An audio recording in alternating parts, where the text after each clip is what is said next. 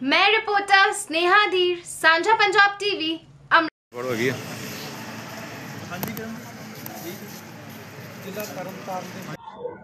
Sir Qatar है sir की मामला है जी?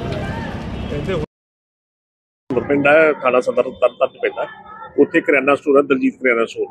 उत्थे कोई दो शक्की व्यक्ति आए थे, उन्होंने उत्थे कोई गोली चला के गए है, जिसके करके बंदे जख्मी हालत लैके आए थे हॉस्पिटल, पर वो डॉक्टर ने दस्सिया ब्रॉड डेड है। उस संबंधी हुण अगली कार्रवाई की जा रही है।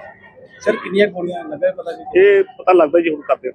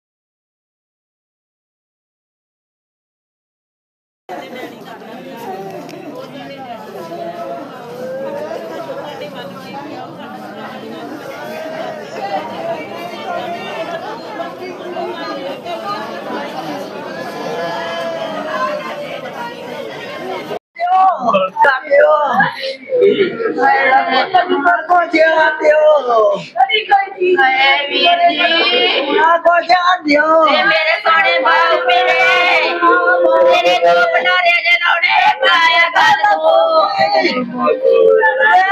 मार कतरा बनो ले गया